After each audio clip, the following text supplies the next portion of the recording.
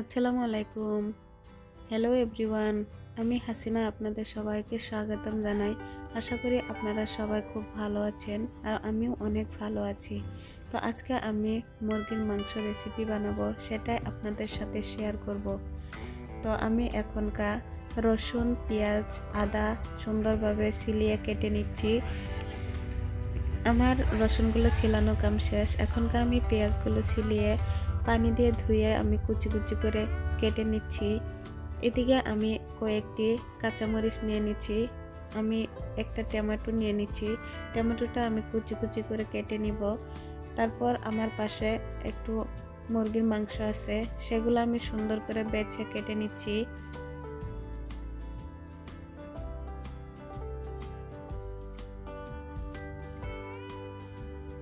আমার মুরগির মাংসটা বাছা কাম শেষ। এখনকার আমি একটু আদাগুলো থেতো করে নিচ্ছি সুন্দর করে। পাটাতে সুন্দরভাবে আমি আদাগুলো থেতো করে নিচ্ছি।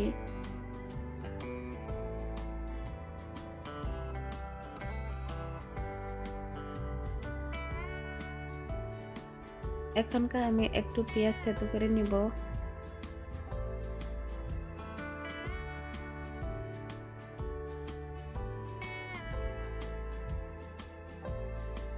তারপর আমি কাঁচামরিচগুলো সুন্দর করে থেতো করে নিব।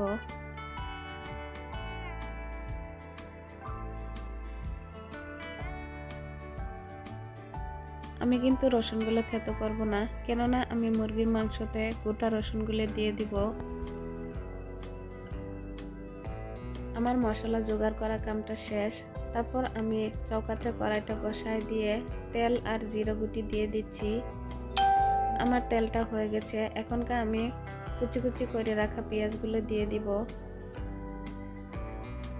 তার সঙ্গে আমি কুচি করা টমেটোগুলো দিয়ে দিব। এখনকার আমি সুন্দর করে নেড়ে চেড়ে দিব।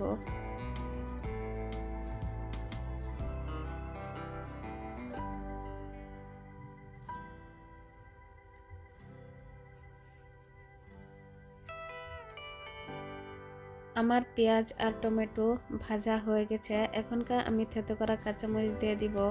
তারপর আমি জিরা গুঁড়া দিয়ে দিব। এখনকার আমি হলুদ পাউডার দিয়ে দিব। আদা থেতো করা আদাগুলো দিয়ে দিব।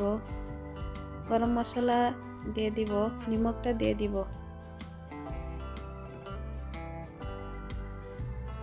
তো আমার মশলাপাতি দিয়া কাম শেষ।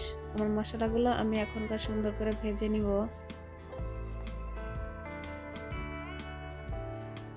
মশলা ভাজা কামটা আমার শেষ। আমি তার ভিতরে গোটা রসুনগুলো দিয়ে দিব সুন্দর করে। আমার মশলাটা খুব সুন্দরভাবে হয়ে গেছে, আপনারা দেখতেই পারতেছেন। আমার কালারটা খুব সুন্দর এসেছে। তো এখনকার আমি এর ভিতরে মুরগির মাংসগুলো দিয়ে দিব।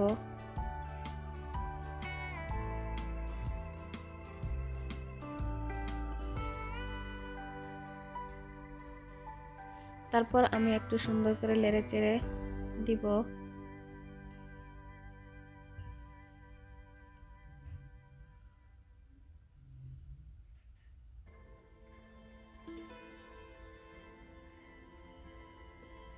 আপনারা একটু বেশি সময় নেড়ে চেড়ে দিবেন। তারপর এখনকার আমি ঢাকনটা বন্ধ করে দিব।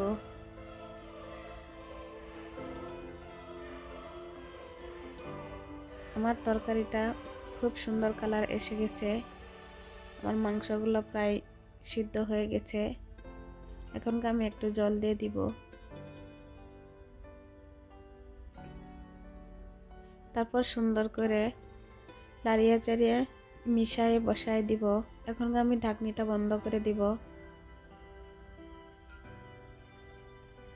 এই তো আমার তরকারি প্রায় রান্না করা শেষ। আমি এখনকার সুন্দর করে তরকারিগুলো একটা বাটিতে বেড়ে নিচ্ছি।